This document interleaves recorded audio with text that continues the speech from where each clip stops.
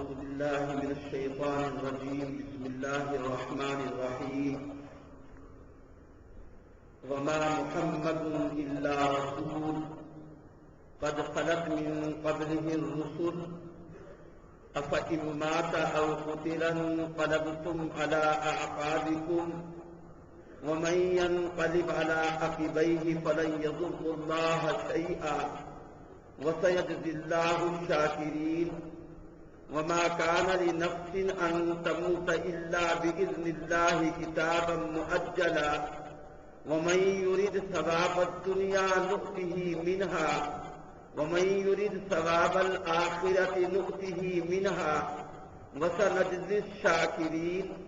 وكأي من نبي قاتل معه ربيون كثير فما وهنوا لما أصابهم في سبيل الله وما ضعفوا وما استكانوا والله يحب الصابرين. وما كان قولهم إلا أن قالوا ربنا اغفر لنا ذنوبنا وإسرافنا في أمرنا وثبت أقدامنا وانصرنا على القوم الكافرين. فآتاهم الله ثواب الدنيا وحسن ثواب الآخرة والله يحب المحسنين. صدق اللہ العلی العظیم. بزرگان محترم، حاضرین مسجد، آج کی تیسری تراویح میں اللہ کا شکر ہے ہمارے آپ کے سننے والوں کے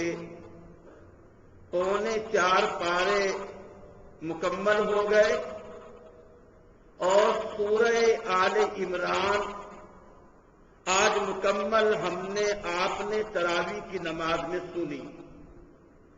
اس سورہ آل عمران میں ایمان والوں کو جگہ جگہ صبر و تقوی کی، آپس میں اتحاد کی اور اللہ کی ایک رسی کو مضبوطی سے پکڑنے کی اور اچھائیوں کا حکم دینے، برائیوں سے روکنے پر کامیابی کی اللہ پاک نے ضمانت کا اعلان کیا ہے. جو آیتیں اس وقت میں نے آپ حضرات کے سامنے پڑھی ہیں، تلاوت کی ہیں، ان میں غزوہ احد سے متعلق ایک بہت ہی عظیم اور اہم واقعہ بیان کیا گیا ہے، جس میں ہمارے لیے تمام مسلمانوں کے لیے بہت ساری تعلیمات بھی ہیں اور ایمان والوں کے لیے تسلی کا سامان بھی اس کے اندر موجود ہے. اسی طرح اس صورت میں حضرت مریم رضی اللہ عنہا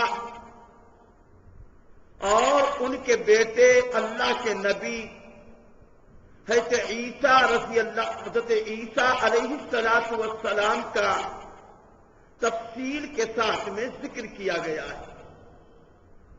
میں حضرت مریم کے واقعے سے متعلق تھوڑی سی بات اس لیے عرض کرنا چاہتا ہوں کہ اس میں ہمارے اور آپ کے لیے ایک بہت بڑا پیغام ہے.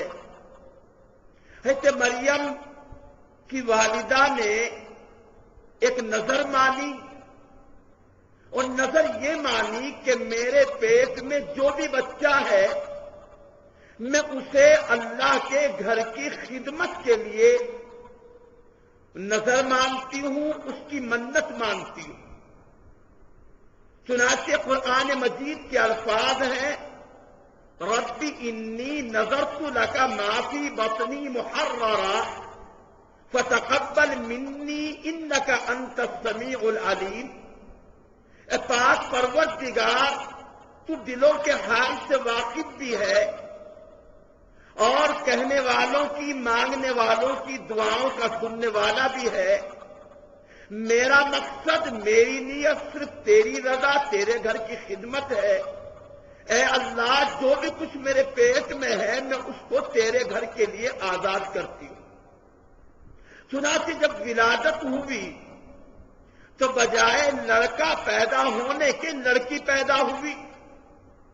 کہنے لگی حضرت مریم کی والدہ انی وضعتها انثى، کہ میں نے تو لڑکی جنی ہے اور لڑکی اس لائق نہیں ہوتی کہ اس کو کسی مسجد میں، کسی خانقاہ میں، کسی اس طرح کے اہم کام کی خدمت اور انجام دہی کے لیے چھوڑا جا سکے۔ اللہ پاک نے فرمایا وَلَيْسَ الذَّكَرُ كَالْأُنثَىٰ، حالانکہ اس بچی ذات کے برابر کوئی لڑکا نہیں ہو سکتا، اس کی کوئی ہمسری نہیں کر سکتا۔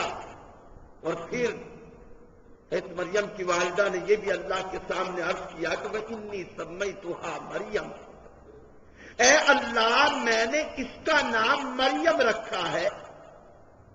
اس سے اس بات کو یہ معلوم ہوئی کہ اپنی اولاد کے سلسلے میں جس طرح باپ کو ولایت اختیار حاصل ہے، اسی طرح ماں کو بھی کچھ اختیار اور ولایت حاصل ہے۔ ماں اپنے بچے کا نام تجویز کر سکتی ہے، اس کو کرنا چاہیے۔ ماں کو یہ اختیار ہے کہ وہ اپنی بیٹی کا، اپنے بیٹے کا نام تجویز کرے اور نام رکھے، جیسا کہ حضرت مریم کی والدہ نے اپنی بیٹی کا نام مریم رکھا۔ اور اسی طرح جب بچی پیدا ہو گئی، اس وقت عبادت خانے میں آپ لے کر کے ان کو پہنچ گئی، ان کے حوالے کر دیا۔ حضرت مریم کے والد عمران اس سے پہلے بیت المقدس کی امامت فرماتے تھے۔ جب یہ زمانہ حمل میں تھی تو آپ کے والد عمران کا، حضرت عمران کا انتقال ہو چکا تھا۔ وہاں کے جو مجاور تھے، وہاں کے جو متولی تھے، وہاں کے جو منتظم تھے، ان کے درمیان یہ اختلاف ہوا کہ اس بچی کی سرپرستی کس کو حاصل ہو، اس کی نگرانی کون کرے، اس کی تربیت کون کرے۔ انہی منتظمین میں حضرت زکریا علیہ السلام اللہ کے نبی بھی تھے۔ انہوں نے اپنا دعویٰ پیش کیا کہ زیادہ حقدار اس بچی کی تربیت کا میں ہوں، اس لیے کہ ان کی خالہ میری بیوی ہے، میں ان کا خالو ہوں، اور کسی بھی لڑکی کی ماں کے بعد، کسی بھی بچے کی اس کے ماں کے بعد تربیت کا حق اس کی خالہ کو زیادہ پہنچتا ہے، اس لیے مجھے یہ حق دیا جائے۔ لیکن دیگر منتظمین آسانی سے ماننے کے لیے تیار نہیں ہوئے، آپس میں اختلاف ہوا، قرآن اندازی کی نوبت آئی، قرآن اندازی کی گئی، اس تفصیل میں نہیں جانا۔ بہرکیف وَكَفَّلَهَا زَكَرِيَّا، حضرت مریم کی کفالت، ان کی نگرانی، ان کی تربیت کی ذمہ داری حضرت زکریا علیہ السلام کے حصے میں آ گئی۔ حضرت زکریا علیہ السلام نے حضرت مریم کی نگہداشت کے لیے، ان کی تربیت کے لیے، ان کی اچھی نگرانی کے لیے الگ ایک مکان کا انتظام فرما دیا۔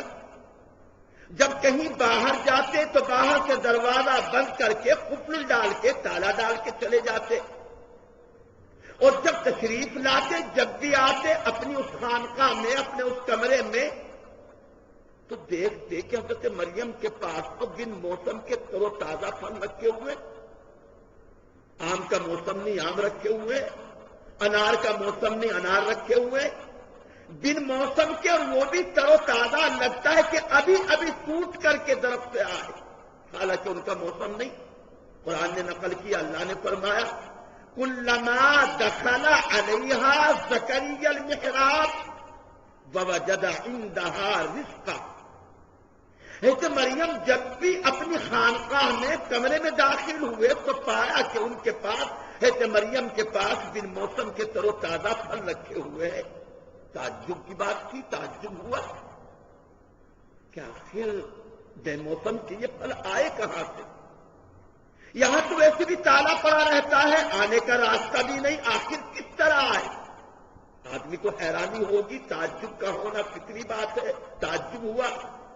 حضرت مریم سے پوچھا جو زکریا علیہ السلام نے، یا مریم انا لکی ھذا، مریم مجھے یہ بتلاؤ کہ یہ پھل تمہارے پاس کہاں سے آئے، کیسے آئے، یا مریم انا لکی ھذا۔ حضرت مریم نے جواب دیا، قالت هو من عند اللہ۔ آپ تعجب میں کیوں پڑھ رہے؟ تعجب کی کیا بات ہے؟ انا لکی ھذا قالت هو من عند اللہ، یہ میرے پاس اللہ کی طرف سے، اللہ کے پاس سے آئے۔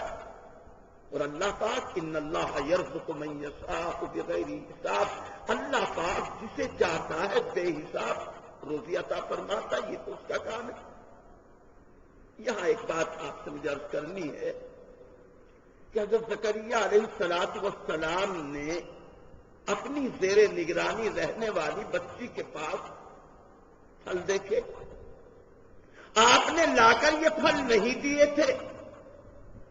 آپ چونکہ نگراں ہیں، مربی ہیں، سرپرست ہیں، کفیل ہیں، آپ کو یہ فکر لاحق ہوئی کہ بچی ذات ہے، میں اس کا نگراں ہوں، مربی ہوں، سرپرست ہوں، ذمہ دار ہوں، اور اس کے پاس یہ پھلوں کی ٹوکریاں تر و تازہ یہ پھل،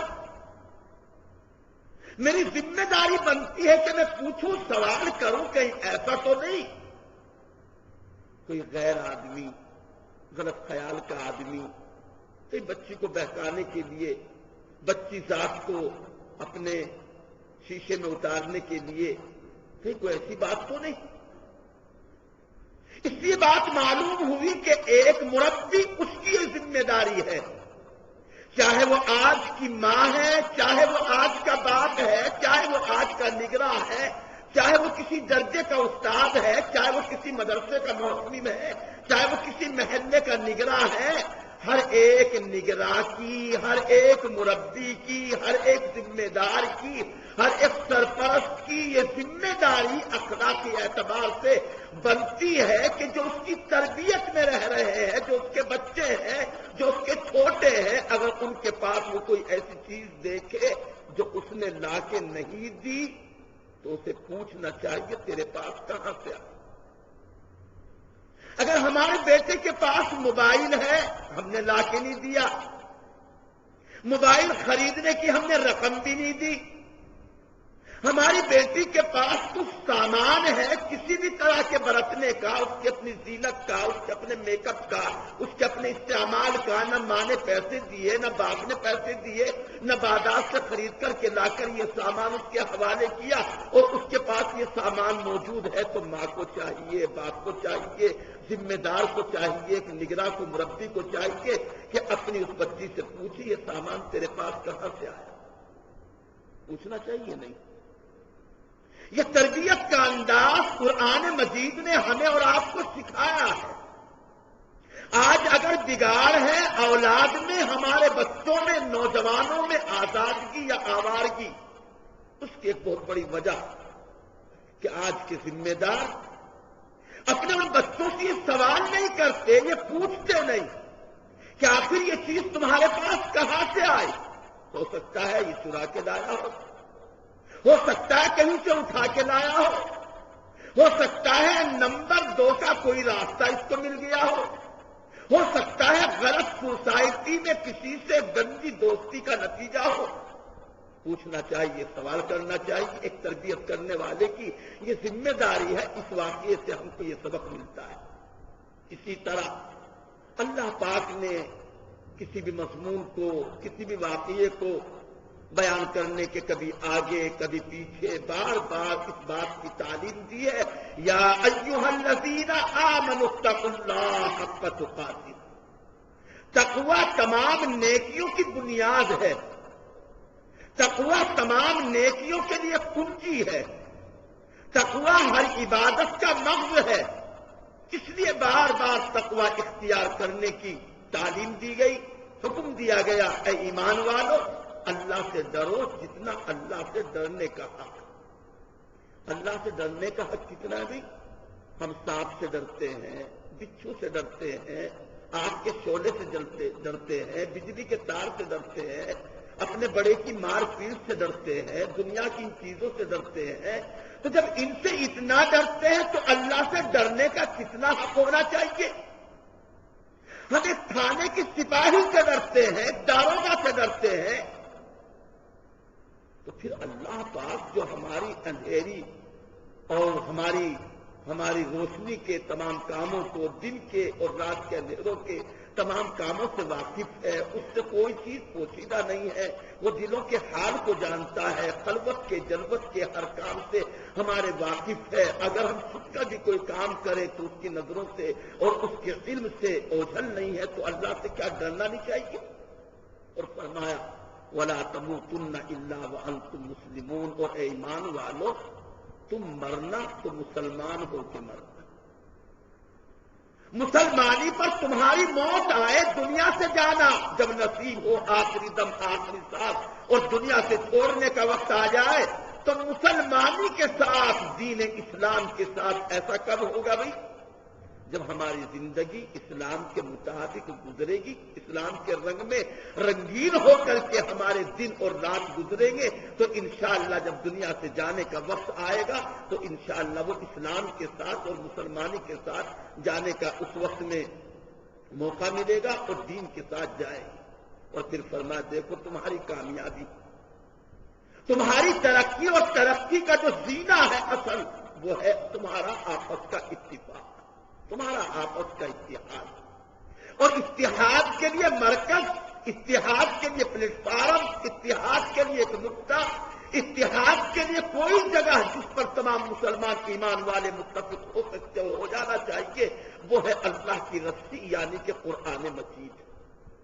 فرمایا وَاعْتَصِمُوا بِحَبْلِ اللَّهِ جَمِيعًا وَلَا تَفَرَّقُوا، اے ایمان والو اللہ کی رسی کو یعنی قرآن مجید کو مضبوطی کے ساتھ ایک ہو کر کے تھام لو، وَلَا تَفَرَّقُوا، آپس میں فرقے فرقے، ٹولی ٹولی، گروہ گروہ، جماعت جماعت نہ بنو۔ معمولی معمولی باتوں پر اختلاف، معمولی معمولی باتوں میں فرقہ بندیاں، گروہ بندیاں، تہذب، پارٹیاں، نہیں، اللہ کی ایک رسی قرآن مجید، یہ تمہارے لیے فیصل ہے، یہ تمہارے لیے مرکز اتحاد ہے۔ تم اس پر جمع ہو جاؤ کہ اللہ پاک تمہیں کیا سکھاتا ہے، کیا بتاتا ہے، ایک مرکزی چیز ہے۔ اور فرمایا کہ ایمان والو ایک ذمہ داری تمہاری یہ بھی ہے، وَلْتَكُن مِّنكُمْ أُمَّةٌ يَدْعُونَ إِلَى الْخَيْرِ، اس امت کی ذمہ داری، ہر ایک جگہ کے رہنے والوں کی ذمہ داری، شہریوں کی ذمہ داری، دیہاتیوں کی ذمہ داری، عرب میں رہنے والوں کی ذمہ داری، ہندوستان میں رہنے والوں کی ذمہ داری، پوری امت کی یہ ذمہ داری ہے کہ تم میں سے ایک جماعت، چاہے وہ بنگلور والوں کو مخاطب کیا جائے، چاہے وہ کسی کو مخاطب بنایا جائے، وَلْتَكُن، تم میں سے جو اس وقت موجود تھے، اس وقت وہ مخاطب تھے، وَلْتَكُن مِّنكُمْ، تم میں سے ایک جماعت، ایک امت، ایک انجمن ایسی ہونی چاہیے، يَدْعُونَ إِلَى الْخَيْرِ، جس کا مقصد، جس کا کام خیر کی طرف دعوت دینے کا ہو، لگی رہے اسی کام پر، مقصد زندگی بنا لے اپنے اسی کام کو، اوڑھنا بچھونا بنا لے، خیر کی طرف دعوت دینا۔ خیر کی طرف دعوت کس چیز کا نام ہے بھائی؟ صرف نماز کے لیے بلانا ہی خیر نہیں، صرف روزہ رکھنا اور روزے کی دعوت دینا اسی کا نام خیر نہیں، خیرات دینا، خیرات دلوانا اسی کا نام خیر نہیں۔ خیر کی دعوت کا مطلب اچھی باتوں کے کرنے کا اور ساتھ ہی ساتھ بری باتوں سے رکنے کا۔ جس طرح دوا کا استعمال کرنا علاج ہے، ویسے ہی جن چیزوں سے پرہیز بتلایا ان سے بچنا یہ بھی تو علاج ہے۔ اگر نزلے کا مریض دوا بھی کھائے، ٹھنڈی چیزوں کا استعمال بھی کرے، آئس کریم کا لطف بھی اٹھائے تو فائدہ نہیں ہوگا۔ ایک طرف دوا کا استعمال اور دوسری طرف جن چیزوں سے بچنے کے لیے ڈاکٹر نے کہا ان سے پرہیز، تبھی تو فائدہ ہوگا۔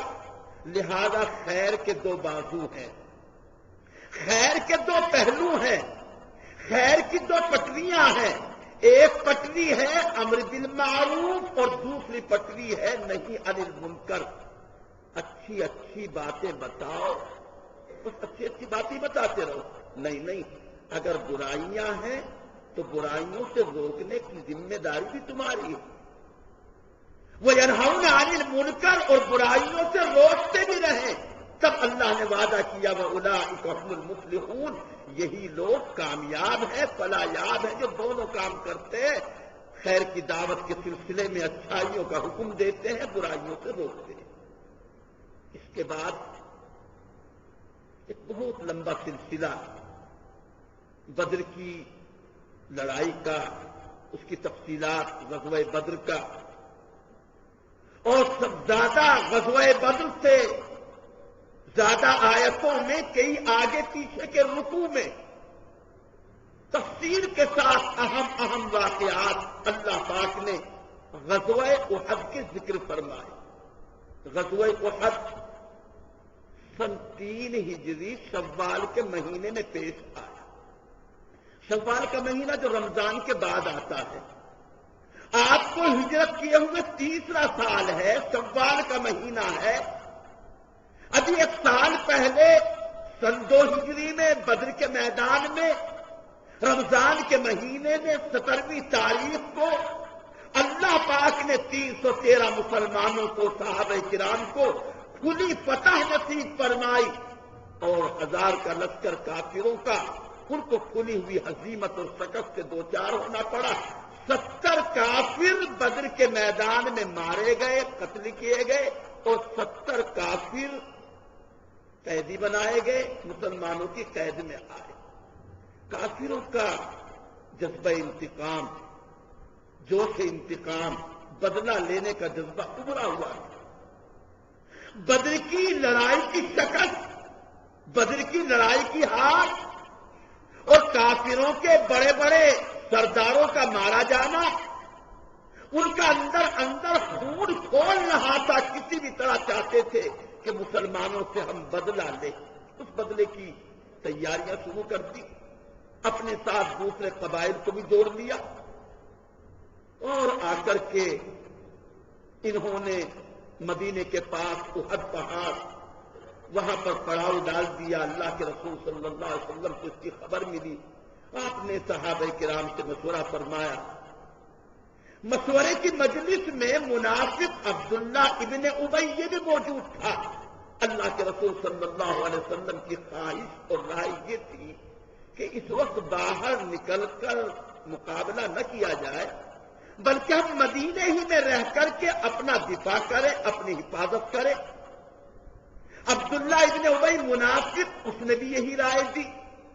لیکن وہ نوجوان صحابہ جو بدر کی لڑائی میں شریک نہیں ہو سکے تھے، جن کے اندر جذبہ جہاد بھی تھا، شوق شہادت بھی تھا، اللہ کے راستے میں اپنی جان کا نذرانہ پیش کرنے کے لیے بے قرار بے چین تھے، انہوں نے کہا کہ نہیں یا رسول اللہ، ہم تو کھل کر میدان میں ان کافروں کی گردن توڑیں گے، ان سے مقابلہ کریں گے. جب آپ نے یہ بات سنی تو آپ اٹھ کر کے اندر گھر میں تشریف لے گئے، اور مسلح ہو کر تیار ہو کر کے زرہ وغیرہ پہن کر آپ تشریف لائے.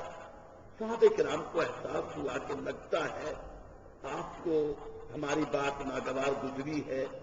آپ نے کچھ بھی نہیں کہا، ایک دم سے تیار ہو کر کے آ گئے. اب صحابہ نے عرض کیا کہ یا رسول اللہ، نہیں جیسی آپ کی رائے ویسے ہی کریں گے. اللہ کے رسول صلی اللہ علیہ وسلم نے ارشاد فرمایا کہ سنو، جب نبی ہتھیار سجا لیتا ہے، تیار ہو جاتا ہے، سامان جنگ پہن لیتا ہے، تو پھر وہ نبی بغیر لڑے، بغیر مقابلہ کیے وہ ہتھیار نہیں اتارتا ہے. یہ نبی کی شان ہے، یہ نبی کی ہمت ہے، یہ نبی کی جرأت ہے، یہ نبی کی اللہ کی قسم نصرت اور حمایت ہے کہ نبی ظاہری اسباب کے اوپر نظر نہیں رکھتا ہے، نبی کی نظر اللہ پر ہوتی ہے، چاہے حالات کیسے بھی ہوں. آپ تشریف لے آئے. آپ نے اسلامی لشکر کو ترتیب دیا، اور ایسے ترتیب دیا کہ دنیا یہ کہنے پر، بڑے بڑے عظیم انگریز مؤرخ یہ لکھنے پر، ایک بہت بڑا انگریز مؤرخ جس نے لائف آف محمد کتاب لکھی، اس واقعے کا ذکر کرتے وہ لکھتا ہے کہ دنیا میں کوئی بڑے سے بڑا فوجی اتنی اچھی تدبیر کے ساتھ اپنی فوجوں کو درست نہیں کر سکتا ہے جس طرح اس نبی محمد صلی اللہ علیہ وسلم نے اپنی فوج کو تیار کیا۔ زیادہ مسلمان نہیں، تھوڑے مسلمان ہیں۔ آپ نے احد پہاڑ کے پیچھے سے ایک گھاٹی آتی تھی، آپ نے محسوس کیا کہ دشمن اس بیچ کے راستے سے، اس گھاٹی سے پیچھے سے آ کر حملہ کر سکتا ہے۔ آپ نے 50 صحابہ کرام کو اس گھاٹی پر متعین فرما دیا اور ان سے یہ بات کہی کہ جب تک ہم نہ کہیں اس وقت تک چاہے ہار ہو چاہے جیت ہو، تمہیں یہ گھاٹی نہیں چھوڑنا ہے، یہیں پر تمہیں رہنا ہے۔ اور ان 50 صحابہ کرام پر حضرت عبداللہ بن جبیر رضی اللہ تعالی عنہ کو آپ نے کمانڈر اور ان کا ذمہ دار متعین فرما دیا، اور پوری فوج کا جھنڈا اور اسلامی پرچم حضرت مصعب بن عمیر رضی اللہ تعالی عنہ کے حوالے کیا گیا، اور حضرت زبیر بن عوام رضی اللہ تعالی عنہ کو ایک رسالے کا افسر آپ نے مقرر فرمایا، اور حضرت حمزہ رضی اللہ تعالی عنہ کو وہ لوگ جن کے پاس زرہ بھی نہیں تھی اس ٹکڑی کا آپ نے کمانڈر متعین کیا۔ مسلمانوں کو فتح نصیب ہوئی، اسلامی فتح کا منظر مسلمانوں نے دیکھا، کافر بھاگنے لگے، مسلمان مال غنیمت اکٹھا کرنے لگے۔ یہ 50 جو گھاٹی پر متعین تھے، انہوں نے کہا کہ جب فتح ہو چکی ہم کیوں کھڑے رہے یہاں، ہم بھی مال غنیمت اکٹھا کریں۔ بعد میں کہا بھی کہ نہیں، اللہ کے پیغمبر صلی اللہ علیہ وسلم نے ہمیں منع کیا تھا، ہمیں حالات سے کوئی لینا دینا نہیں، پتہ ہوئی کہ شکست ہوئی، ہمیں تو ہمارے آقا کا حکم یہ تھا تمہیں تو یہی ڈٹے رہنا ہے جب تک ہم نہ کہیں تمہیں یہاں سے نہیں ہٹنا ہے۔ لیکن کچھ صحابہ نے گھاٹی چھوڑ دی، سوائے چند صحابہ کے، حضرت جبیر عبداللہ ابن جبیر کے وہاں زیادہ باقی نہ رہے، اور کافر ہار کر جب بھاگنے لگے اس وقت تک حضرت خالد رضی اللہ تعالی عنہ مسلمان نہیں ہوئے تھے، کافروں کے لشکر میں شامل تھے۔ بھاگتے بھاگتے نظر پڑی کہ گھاٹی خالی ہے، آپ نے پیچھے سے آ کر کے حملہ کر دیا، اور پھر مسلمانوں کا بہت بڑا جانی نقصان ہوا۔ حضور پاک صلی اللہ علیہ وسلم کے خود کی کڑیاں آپ کے کنپٹی میں گھسیں، نبی پاک علیہ السلام کا دائیں طرف کا یہ سامنے کے دانتوں کے برابر کا نوکیلا دانت یہ بھی شہید ہو گیا، کسی نے پتھر مارا۔ صحابہ کرام میں ایک طرح کی بے چینی، اضطراب، اور شیطان نے یہ خبر اڑا دی، قد قتل محمد، قد قتل محمد، کہ محمد صلی اللہ علیہ وسلم کو قتل کیا جا چکا ہے۔ اپنا اندازہ کرو، سوچو تو صحیح، وہ جانثار صحابہ، وہ سچے شہدائی اور عاصم جو نبی کے پاس صلی اللہ علیہ وسلم کی وجہ سے اپنی جان، اپنا مال، اپنی اولاد، اپنا سب کچھ قربان کرنے کے لیے ہم وقت تیار، ان کے دل ٹوٹ گئے۔ اب ہم لڑکے کیا کریں گے جب آقا موجود نہیں؟ کچھ نے تو یہ فیصلہ کیا اور وہاں سے وہ نکل چلے، کیا رہ جب کرنا کیا، کس کے لیے لڑے؟ اور کچھ صحابہ کی جی میں یہ بات آئی کہ جب اللہ کے رسول صلی اللہ علیہ وسلم ہی نہیں رہے، اب ہم جی کے کیا کریں گے؟ تلوار اٹھائی، کافروں کے لشکر میں گھسے، اور جس طرح بھی ہو سکا جس کو چاہا قتل کیا، اور اللہ کے راستے میں جام شہادت انہوں نے نوش کر لیا۔ حضرت انس بن نضر رضی اللہ تعالی عنہ نے دیکھا کہ صحابہ جا رہے ہیں، کہاں جا رہے ہیں؟ کہا کہ کیا کریں، جی کر کے کیا کریں گے؟ آپ نے فرمایا، حضرت انس بن نضر رضی اللہ تعالی عنہ نے قوموا وموتوا علی ما مات رسول اللہ صلی اللہ علیہ وسلم، کہا جاتے رکو اٹھو مر جاؤ، جس چیز کے اوپر اللہ کے رسول نے جان دے دی تم جان نہیں دے سکتے۔ چنانچہ بڑی گھمسان کی لڑائی ہوئی، اللہ کے رسول صلی اللہ علیہ وسلم کے پاس صرف 11 صحابی رہ گئے، لیکن سعد رضی اللہ تعالیٰ سعد بن ابی وقاص جو عشرۂ مبشرہ بالجنہ ان صحابہ میں سے ایک ہے جن کو اللہ کے رسول صلی اللہ علیہ وسلم نے اسی دنیا میں جیتے جی جنت کی خوشخبری سنائی، وہ تیر پھینک رہے ہیں، نبی صلی اللہ علیہ وسلم کی حفاظت کر رہے ہیں، دشمنوں کا مقابلہ کر رہے ہیں، پورا جسم چھلنی ہو چکا ہے، لیکن کتنے خوش قسمت ہے حضرت سعد رضی اللہ تعالی عنہ۔ ساری دنیا یوں کہتی ہے کہ نبی کی ذات پر میرے ماں، میرے باپ، میرا خاندان، میری عزت، میرا آبرو، میرا سب کچھ قربان ہو جائے، ہر ایک یوں ہی کہتا ہے، لیکن حضرت سعد کی قسمت اتنی اونچی ہے کہ اللہ کے رسول خود یوں فرما رہے ارمی فدا کا ابی و امی یا سعد، سعد تیر چلاتے رہو میرے ماں باپ تجھ پر قربان، جس پر اللہ کے رسول اپنے ماں باپ کو قربان کرے اس کی قسمت۔ حضرت طلحہ رضی اللہ تعالیٰ عنہ کا مقابلہ کرتے کرتے پورا ہاتھ ختم ہو گیا، حضرت قتادہ رضی اللہ تعالیٰ عنہ کی آنکھ نکل کر آنکھ کا ڈھیلا چہرے پر لٹک گیا، اللہ کے رسول صلی اللہ علیہ وسلم نے دیکھا، اپنے ہاتھ سے اٹھا کر آنکھ وہاں رکھ دی جہاں رہتی ہے، روایتوں میں آتا ہے کہ پہلے سے زیادہ روشن ہو گئی۔ کسی موقع پر مجھے یاد آیا، واقعات تو بہت سارے ہیں احد کی لڑائی سے متعلق، ایک صحابی ہیں حضرت ابو دجانہ رضی اللہ تعالی عنہ، اللہ کے رسول صلی اللہ علیہ وسلم نے اعلان فرمایا بے ہے کوئی جو میری اس تلوار کا حق ادا کرے؟ ابو دجانہ آگے بڑھے، بڑھ کر عرض کیا یا رسول اللہ مجھے اجازت دیجیے، جب تک میرے تن میں جان باقی ہے تب تک میں اس تلوار کا حق ادا کروں۔ اللہ کے رسول صلی اللہ علیہ وسلم نے اپنی تلوار حضرت ابو دجانہ رضی اللہ عنہ کو عطا فرما دی۔ تلوار کیا ملی؟ حضرت ابو دجانہ نے یوں سمجھا کہ دونوں جہان کی دولت تیرے دامن میں سمٹ آئی، ایسے چلنے لگے جیسا کہ کوئی انعام لے کر کے چلتا ہے، سینہ چوڑا کر کے، ایڑیا ابھار کے پہلوانوں کی طرح۔ لیکن سوچو صحابہ کی نظریں اس موقع پر بھی نہیں چوکی، صحابہ نے عرض کیا یا رسول اللہ کی چال تو تکبر کی، اکڑ کی اللہ کو ناپسند ہے، جیسی کہ ابو دجانہ چل رہے ہیں۔ اللہ کے رسول نے سن کر کے فرمایا کہ ہاں اکڑ کی چال اللہ کو بھی ناپسند، اللہ کے رسول کو بھی ناپسند، مگر آج ابو دجانہ کی چال اللہ کو بھی پسند ہے، اللہ کے رسول کو بھی پسند ہے۔ حضرت ابو دجانہ رضی اللہ تعالی عنہ نے مقابلہ کیا، کافروں کے تیر آ رہے تھے، دونوں ہاتھ کٹ کر زمین پر گر چکے تھے، لیکن حضرت ابو دجانہ سینے سے حضور کو لگائے ہوئے تھے، کمر دشمنوں کی طرف تھی، تیروں سے پوری کمر چھلنی ہو گئی۔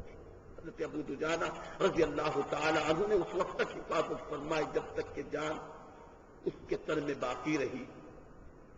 حالات آئے، ان حالات میں اللہ کے رسول صلی اللہ علیہ وسلم کو کسی طرح صحابہ کرام حضرت ابو بکر، حضرت عمر ایک پہاڑی پر لے کر، جب دیکھا کافروں نے کہ کچھ سناٹا سا ہے، کوئی آواز نہیں، تو ابو سفیان جو کافروں کے لشکر کا سردار تھا، اس نے بڑے زور سے اعلان کیا، پہلے تو یوں پوچھا افیکم محمد،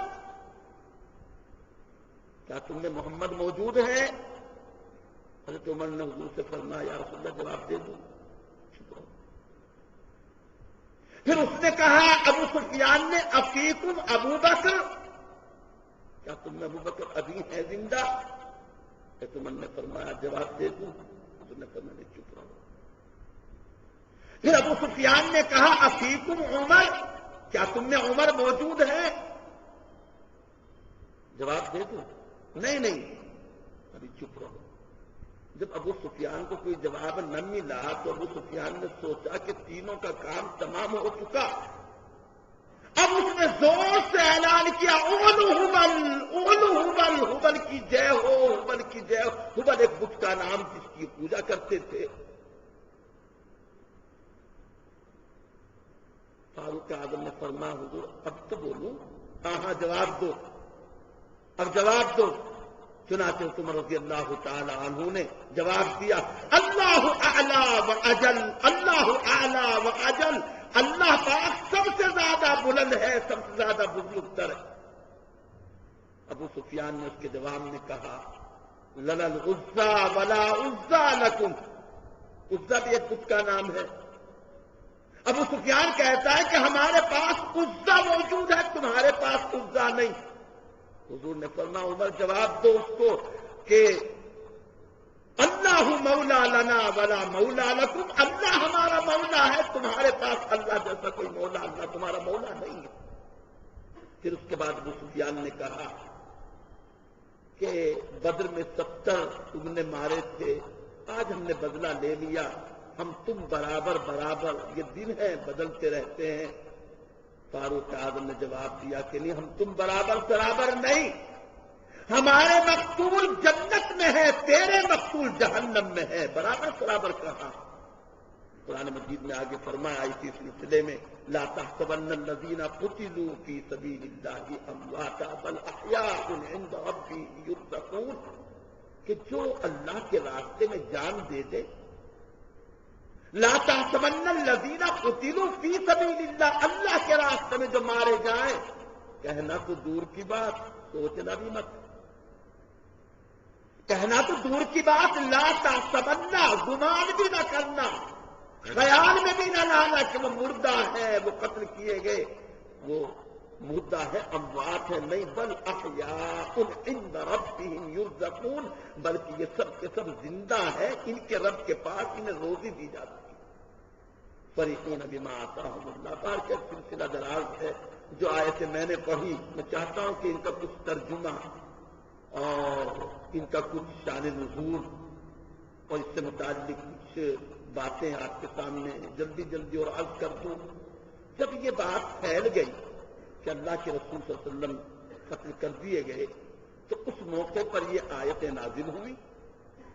اللہ پاک نے ان آیتوں میں فرمایا کہ محمد صلی اللہ علیہ وسلم خدا تو نہیں ہے،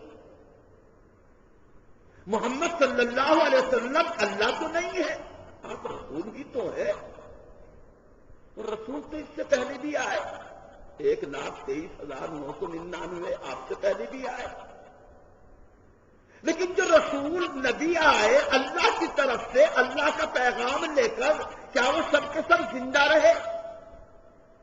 نہیں، وقت تھا جب تک دنیا انہوں نے رہنا تھا، زندگی جو ان کی مقدر تھی اس وقت تک وہ دنیا میں رہے، اور جب وقت آیا جو اللہ کے یہاں لکھا ہوا وہ اللہ کے پاس واپس چلے گئے۔ اگر حضور پاک صلی اللہ علیہ وسلم وفات پا گئے ہوتے، اس موقع پر جیسا کہ شیطان نے، کافروں نے یہ خبر اڑائی کہ آپ قتل کر دیے گئے، تو واقعی اگر قتل کیے جا چکے ہوتے، سچ مچ یہ بات ہوتی کہ آپ چاہے تو وفات پا جاتے یا آپ کو واقعی قتل کر دیا جا چکا ہوتا، تو کیا تم الٹے پاؤں واپس چلے جاتے؟ کیا پیغمبر کا لایا ہوا دین تم چھوڑ دیتے؟ نہیں، آج نہیں تو کل تو نبی کو جانا ہے، دنیا میں ہمیشہ نہیں رہنا ہے، تو کیا تم الٹے پاؤں واپس پلٹ جاؤ گے؟ اور سنو، جو پلٹنا چاہتا ہو پلٹ جائے، اللہ کا کچھ نہیں بگاڑو گے۔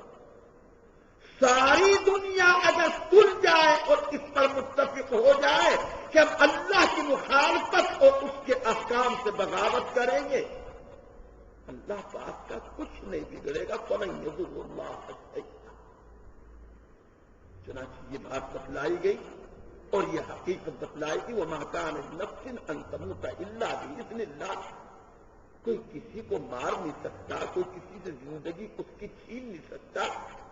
ہر ایک نفس کے لیے، ہر ایک جان والے کے لیے اللہ کی طرف سے اس کا وقت مقرر ہے، لکھا ہوا ہے، نہ اس سے پہلے آ سکتی نہ اس کے بعد آ سکتی۔ ان اجل اللہ اذا جاء لا یؤخر، اللہ کا وعدہ متعین ہے، لکھا ہوا ہے، نہ وہ آگے ہوتا، لا یستأخرون ساعۃ ولا یستقدمون، نہ آگے ہوتا ہے نہ پیچھے ہوتا ہے۔ یہی وہ آیت ہے کہ جب واقعی اللہ کے پیغمبر صلی اللہ علیہ وسلم نے دنیا سے پردہ فرما لیا، صحابہ کرام کے ہوش اڑ گئے۔ فاروق اعظم جیسا جلیل القدر جری صحابی، وہ بھی اپنے ہوش کھو بیٹھے، ہاتھ میں تلوار ہے، یوں کہہ رہے، اگر کوئی یوں کہے گا کہ آقا چلے گئے گردن اڑا دوں گا اس کی۔ حضرت علی رضی اللہ تعالی عنہ کا جدائی کی وجہ سے یہ حال، غم سے ایسے نڈھال، گھر میں سے نکلنے کا نام ہی نہیں لے رہے، 6 مہینے تک گھر ہی کے اندر بند۔ حضرت عثمان رضی اللہ تعالی عنہ حضور کی جدائی سے ایسے بے حال، برابر سے گزرنے والا کوئی سلام بھی کرتا، خبر ہی نہیں، کھوئے ہوئے ڈوبے ہوئے پتہ نہیں کہاں، سلام کا جواب بھی نہیں دیتے۔ لیکن ایک حضرت ابوبکر صدیق رضی اللہ تعالی عنہ جو جانشین نبی ہیں، جانشین پیمبر ہیں، خلیفہ اول ہیں، حضرت صدیق اکبر رضی اللہ تعالی عنہ جو اپنے ہوش میں ہے اور پوری مکمل ذمہ داریوں کے ساتھ پوری امت کو، تمام صحابہ کرام کو سنبھال رہے ہیں، آپ تشریف لائے۔ آپ نے سب سے پہلے آ کر فاروق اعظم کو جھٹکا، ایھا الرجل علی رسلک، ذرا ہوش میں آؤ گا، کیا دیوانے بنے ہوئے ہو؟ اور پھر حضور کے پاس پہنچے، جا کر کے چادر اٹھائی، پیشانی کو بوسہ دیا، اور یوں فرمایا طبت حیا وطبت میتا، آپ جب تک تھے تو بھی پاکیزہ تھے، آج آپ نہیں ہے دنیا میں، آج بھی آپ پاکیزہ ہے۔ اور اس کے بعد سیدھے مسجد نبوی آئے، اور آنے کے بعد آپ نے منبر پر نیچے بالکل جہاں حضور کے قدم رہتے تھے وہاں بیٹھ کر خطبہ فرمایا۔ تمام صحابہ آ گئے، مسجد نبوی میں اکٹھے ہو گئے، آپ نے سب کو تسلی دی، سب کے زخموں پر مرہم رکھا، سب کو سمجھایا اور ایک بلیغ خطبہ دیا، اور یوں فرمایا من کان یعبد محمدا فإن محمدا قد مات ومن كان يعبد الله فإن الله حي لا يموت وما محمد إلا رسول قد خلت من قبله الرسل أفإن مات أو قتل انقلبتم على أعقابكم۔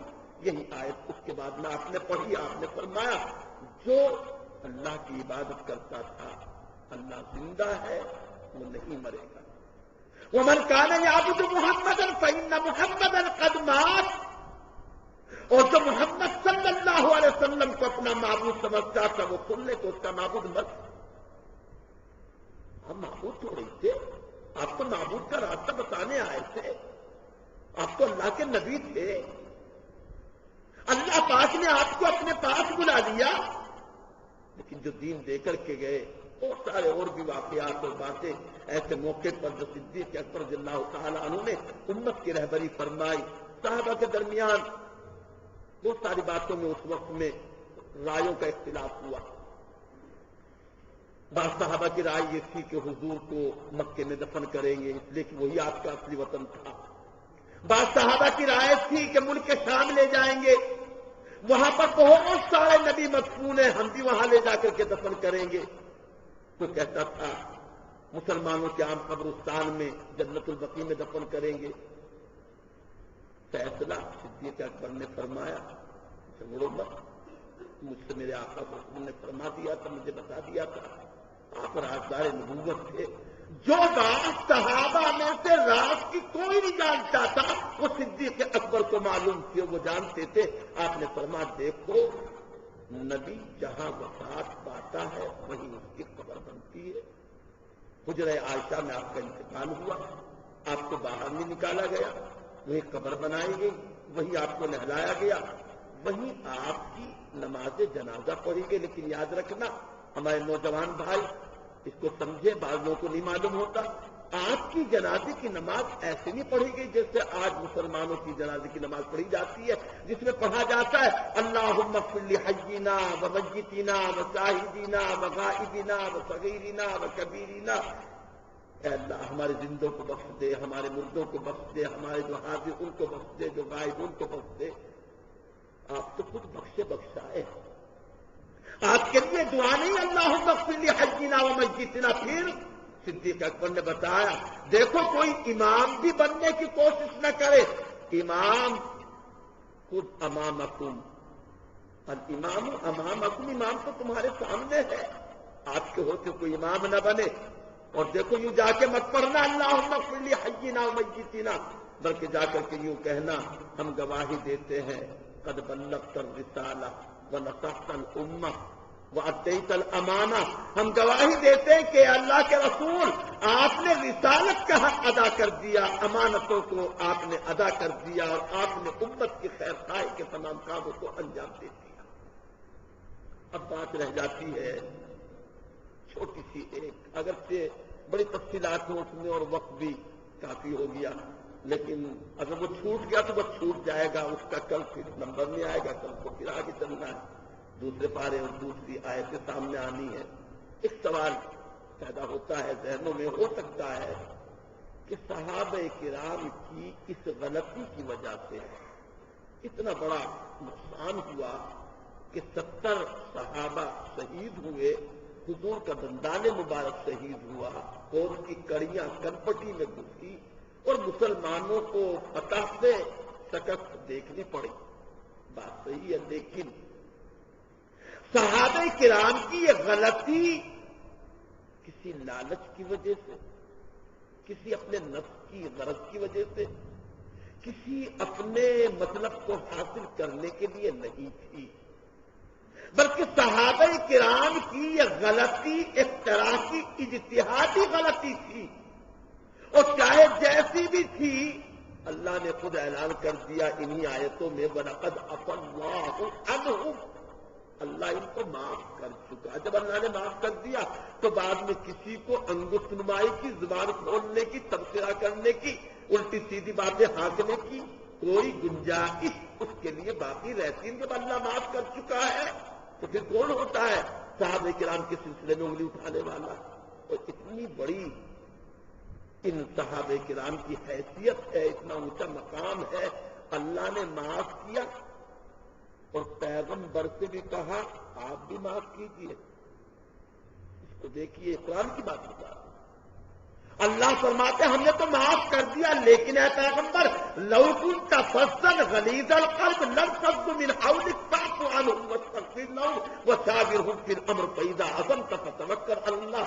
یہی جو آیتیں آج سنی ہیں، ترائی میں پڑھی گئی ہیں، انہی جو آیتیں میں نے تلاوت کی، ان کے آگے کی آیتیں ہیں۔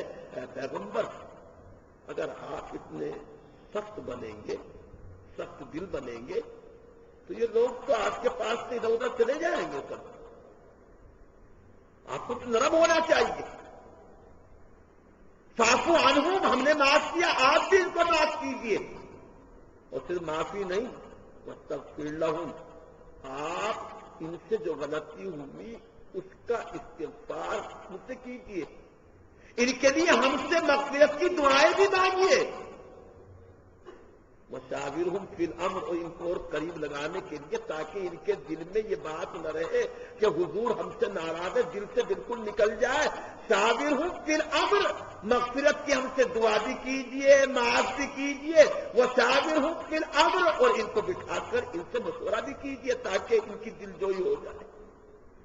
موقع نہیں اس موضوع پر، انشاءاللہ کسی دن آگے کوئی آیت آئے گی تو تفصیل سے عرض کرنے کا میرا جی بھی چاہتا ہے، اور حالات کا تقاضا بھی ہے، اور اس کی آپ کے یہاں کے ماحول میں میں سمجھتا ہوں ضرورت بھی ہے کہ صحابہ کرام کی دینی حیثیت کو اور صحابہ کرام کے مقام اور مرتبے کو، اللہ پاک نے صحابہ کرام کو جو مقام عطا فرمایا اور ان کی دین اسلام میں جو حیثیت ہے، اس کو کسی نہ کسی درجے میں، کسی نہ کسی عنوان سے، کسی نہ کسی موقع پر، اللہ کرے کہ مجھے بھی یاد رہے، اس کو آپ کے سامنے انشاءاللہ عرض کرنا ہے۔ جو آیتیں پڑھی تھی ذرا ان پر ایک نظر ڈال لیجیے۔ وما محمد الا رسول، اور محمد صلی اللہ علیہ وسلم صرف ایک رسول ہی تو ہے. قد خلت من قبلہ الرسل، گزر چکے آپ سے پہلے بھی رسول، کوئی نئے تو آپ ہی نہیں آئے، آپ سے پہلے بھی رسول آئے اور آ کر کے گزر بھی گئے، چلے بھی گئے.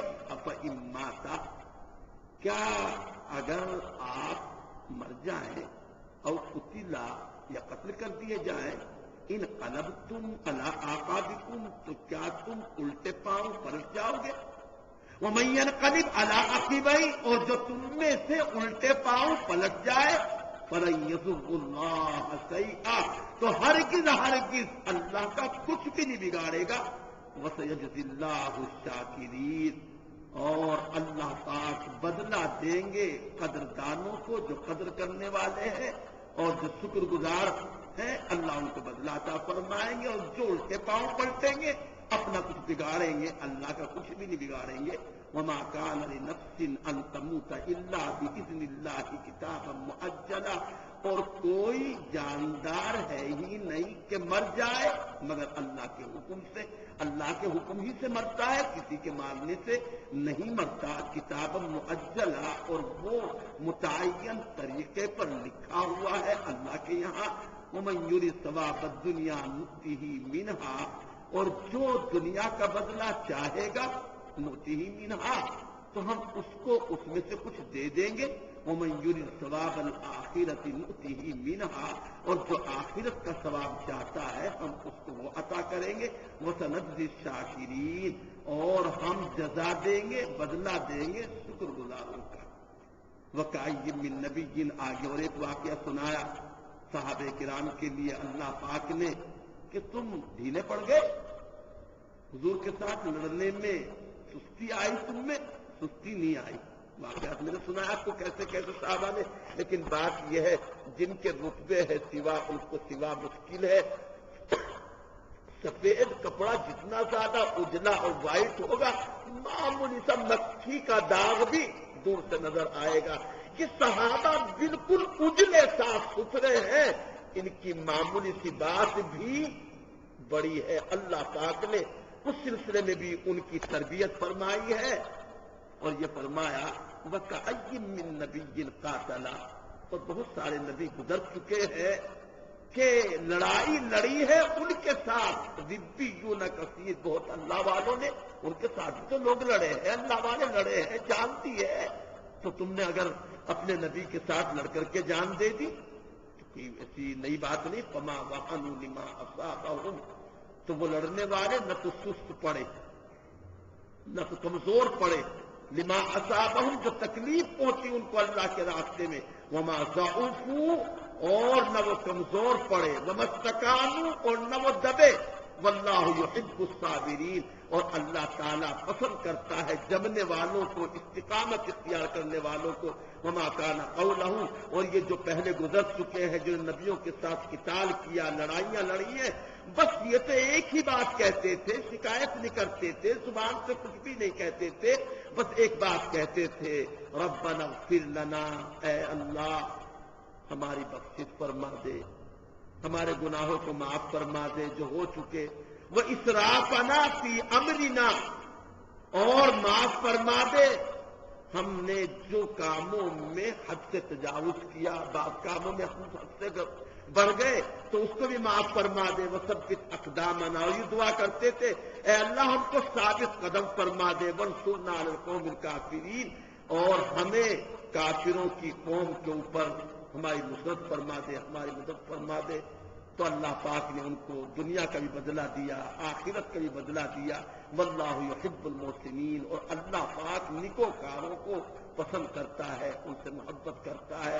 باہر کا سلسلہ ہے، آگے 2-3 رکوع میں تفصیلات ہے غزوہ احد کی، لیکن وقت کی قلت، آپ حضرات کی رعایت، اور پھر آپ تو واقعی بڑے قابل قدر بھی ہیں، مبارکباد کے مستحق بھی ہیں کہ 8:15 بجے سے آ کر 11 بج رہے، قریب 3 گھنٹے اللہ کے گھر میں اس طرح پوری دلچسپی کے ساتھ. یہ آپ کا دین سے، قرآن سے، نیکیوں سے تعلق ہے.